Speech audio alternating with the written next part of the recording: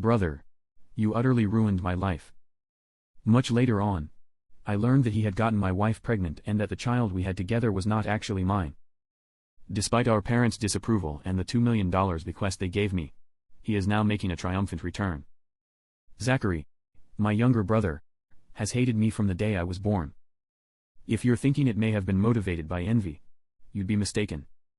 Since he was the preferred child, he had no reason to be envious of me. In order to set the scene, my mom has always showered my younger brother with attention and care. In our household, he was the prized possession. His mother would prepare his meals, wash his clothes, and sometimes even enlist my help with his homework. The fact that he is family meant that I should pitch in, but no one ever did the same for me. Being self-reliant, I eventually came to terms with it. I should have expected him to reciprocate, so maybe it was in part my fault that I gave in to his demands. He only ever helped me out when he needed something from me. He was never there when I needed him. I, on the other hand, was an introverted, shy kid who preferred to study alone, while he was as boisterous and violent as our dad. Also, I'm not good at sugarcoating things. I tell it like it is. I think my mother may have had an unfavorable impression of me from when I was a kid. Consequently, he became a favorite among all of our relatives. During our childhood, I had no problem with that. What became problematic was when he discovered a means to tease or intimidate me just because I was different from him. My height or the fact that I wore spectacles would be the targets of his mockery. In order to find anything negative to say to my mom about what I wrote in my journal, he would sneak into my room and attempt to read it. I would confront my parents about his invasion of my privacy and express my anger, but they would dismiss my concerns, acting as though it were insignificant. Not only that, but he also placed horrible items in my food and almost broke my spectacles. I was fortunate to discover the little stones he had hidden in my cereal before they caused any damage to my teeth. "This is how brothers connect," she said dismissively when I informed my parents. Whenever we got into an argument, Zachary would purposefully bring out my weaknesses by insulting me. Since we were both students at the same school, he knew about the bullies who were picking on me. Instead of standing with me, he'd back those youngsters. I was just a huge failure, in his opinion, so he would join the bullies in teasing me and calling me things like hairy monkey and ugly loser. Once again, we got into an argument over something I don't recall, but it was likely ridiculous, and he eventually advised me to end my life. Unlike other insults, which I could simply ignore, that one hit me hard since my mental health was a major issue at the time. Now I'm feeling much better. My own brother's desire for my demise was the most painful thing to hear. On one occasion, she reprimanded me, saying it was my fault for bothering Dad when he was at work, because Mom didn't appear to care much about my well-being. Over time, the situation deteriorated. Surprisingly, my mom took his side when he tried to burn my hair while we were in high school, saying he was only playing. I mean, who, actually, plays that way? Thankfully, my dad came around and admitted that they were in a lot of trouble. He implied that he would report Zachary to the authorities. Since my brother had never before faced any kind of punishment, this was a very illuminating experience for him. My dad kept telling him that he needed to stop disrespecting his older brother and that enough was enough. He was shocked and upset. My dad visited my room and had a chat with me later on. I never thought my dad would back him, even if he did tell Zachary growing up how similar they were. According to Dad, he believed Zachary was simply being an immature child for a long time, but now he's beginning to see that Zachary is turning into a major bully. I was so relieved to hear my dad say this that I nearly cried. I told my dad the truth about the bullying at school and all that Zachary had done to me during the years. My dad couldn't believe I was going through all this. He spoke with the principal the next day to discuss the need of warning my bullies of serious repercussions should they persist. My dad signed me up for mixed martial arts classes at the gym later that night. He admonished me to be stronger and confront bullies head-on. Observing a geeky child like myself, who is still learning how to fight, must have been hilarious. Nonetheless, when I set my mind to anything new, I give it my undivided attention. So that I could attend mixed martial arts lessons regularly and exercise daily, I made time for myself. Without meaning to boast, it had a profound effect on my body and my life. Zachary was back at it again one day. He took the money that my siblings and I would earn from our parents whenever we would pitch in with household duties. I had put up my funds for a considerable amount of time. My money was stolen by Zachary, who had slipped into my room. Just as he was getting ready to go for a bike ride with his pals, I nabbed him. I told him straight out that stealing was wrong and that he should return my money, but Zachary made fun of me and said that I could just go to my dad for assistance. For some reason, I felt the need to smack Zachary square in the face. As he collapsed to the floor, he remained still and speechless. I retrieved my money from his trouser pocket, scooped him up, and then tossed him back to the ground. Like a small infant, Zachary began to weep. Witnessing a teenage lad sobbing on the floor was hilarious. But when my mom heard her little child's cries, she hurried out the door to get him up and investigate. She was taken aback to hear that I had argued with him, and she began to scold me, telling me that I should model better behavior for Zachary because I am an older brother. Zachary appeared to take pleasure in seeing me scolded. Additionally, my mom griped to my dad about how badly I had beaten Zachary and how I required discipline. Both of us were asked to explain ourselves by my grimaced dad. While Zachary tried to explain that he needed the money for a date and that I should assist him as my brother, I informed him that Zachary had taken the money that I had saved up and worked hard for. But Dad informed Zachary that anybody else would have reported him to the police for taking my money, so it was fortunate that I simply struck him. My dad went on and on about how Zachary shouldn't steal anything from other people unless they give him permission. Our dad was unyielding, but Zachary began to tantrum in protest, likely hoping that our mother would take his side. Zachary shouted at me about how much he hated me and then hid in his room after realizing I wouldn't face punishment for striking him. Zachary has kept his distance from me ever since that episode. He came to the realization that he could no longer intimidate me, and he even had Dad's support for his actions. I hadn't felt this way in a long time. We were on equal ground. Since he was unable to physically harm me, he would attempt to verbally abuse me whenever he knew our parents would be away. Without a doubt, it deteriorated with his age. His temper seemed to flare up and shorten with each passing year.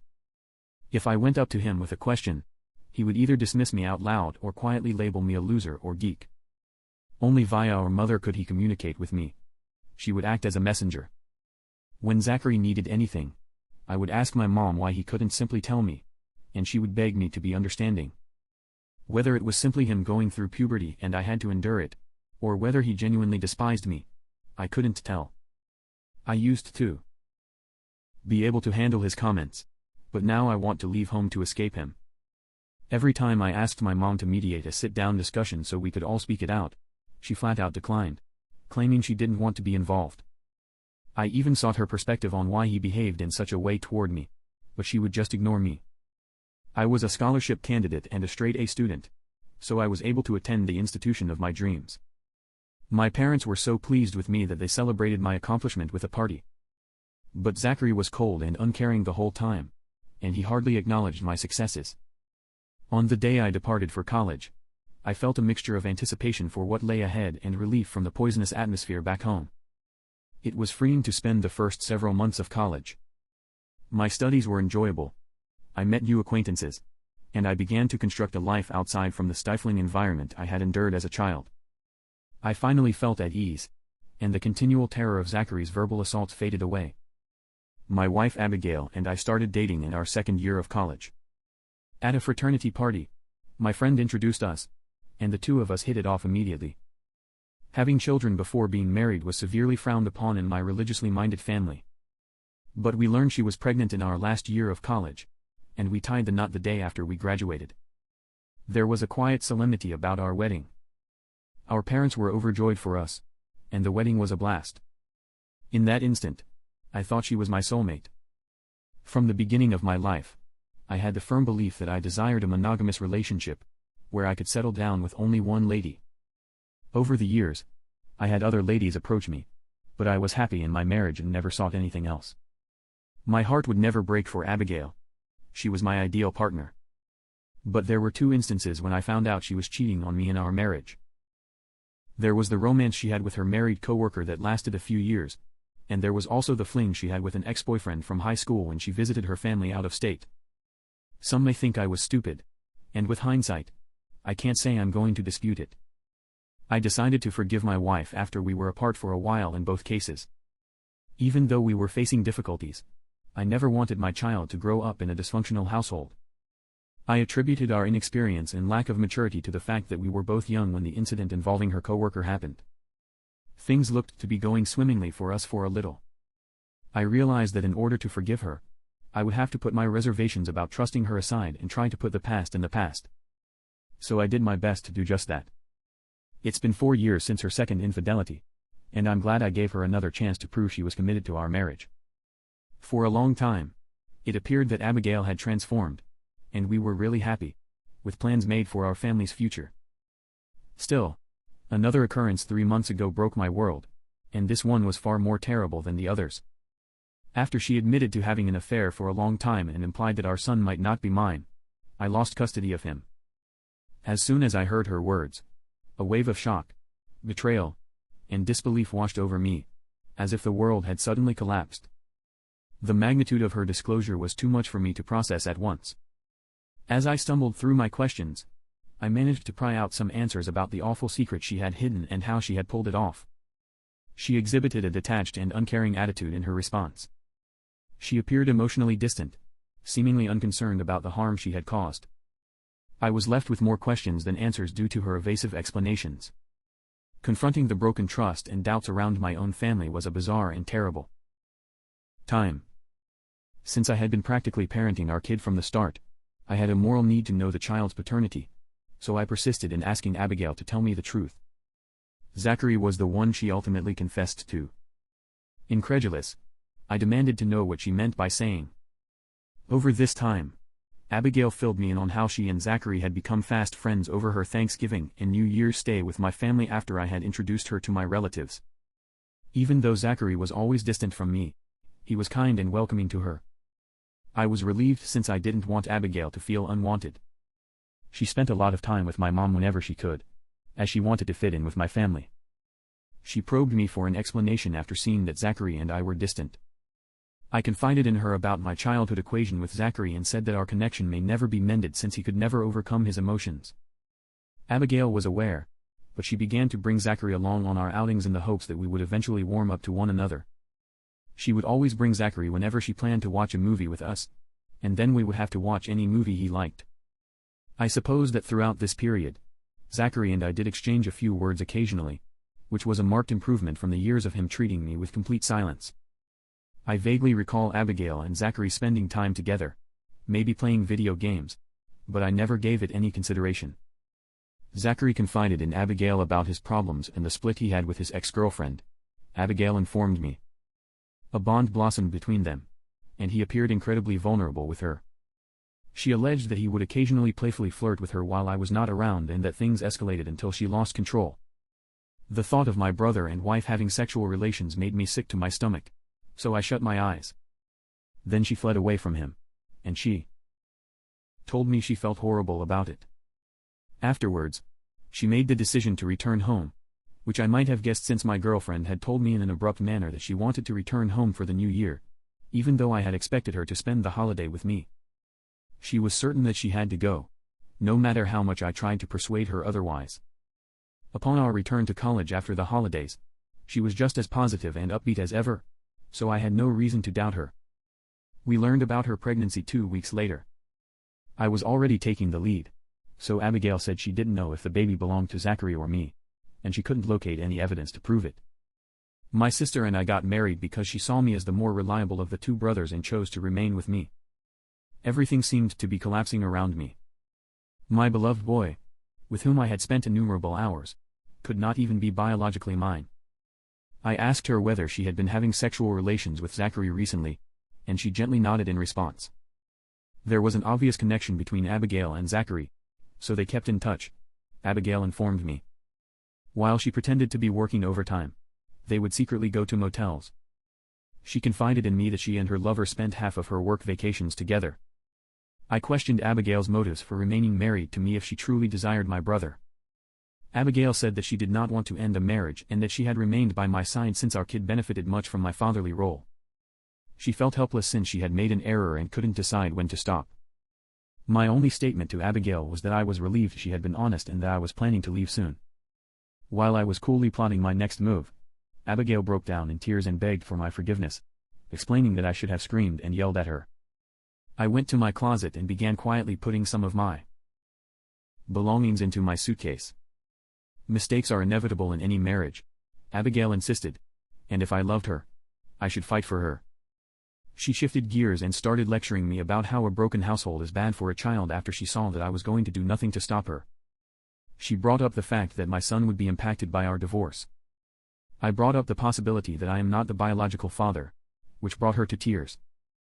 She then began to scold me, accusing me of being harsh and saying that I could have left the kid at birth despite my presence.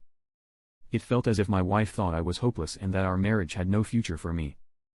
It seems I should have taken some of the blame for allowing things to drift in the past. I loved her, but I felt it was more fueled by my belief that we were parents and by the fact that we were together since college. Even though Abigail said it was still possible for us to resolve our differences, I found it hard to trust her and eventually lost the will to cope with her. I had a hard time trusting her, and her remarks seemed hollow. No matter how much I tried to forgive her, the fact that she had an affair with my brother would always nag at me. Since we are all fallible, I've always thought it was possible to forgive those who erred, but this went too far. Sobbing on the doorsteps, I booked into a motel and left her there. My wife had an affair with Zachary, and I informed my parents about it the next day. I also revealed that they had been having sexual relations behind our backs for years. Their expressions betrayed their amazement. As is her wont, my mom first attempted to defend Zachary by claiming that this could not be real since her son would never harm his own brother. I begged my parents to be quiet so I could contact Zachary in front of them because I was hellbent on exposing the truth. I warned them against making a peep, explaining that doing so would allow me to reveal Zachary's real colors. I hoped he might relax his guard a little bit if he thought it was simply a private chat between us.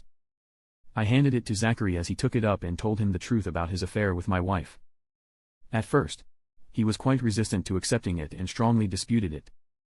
Afterwards, he began to accuse Abigail, calling her uncharacteristic, after I informed him that she had admitted to everything. He assured me that being the more attractive sibling did not make him any less attractive to women. Despite Zachary's mockery, I informed him I would publicly expose him because no one would believe me, and he was the golden kid anyhow. Since our parents had overheard everything, I thanked him for verifying the truth and sneered at his hubris. In an effort to save face, Zachary went silent and then spluttered an explanation, fumbling over his words. Zachary was summoned to account by my mother, who was still reeling from the blow.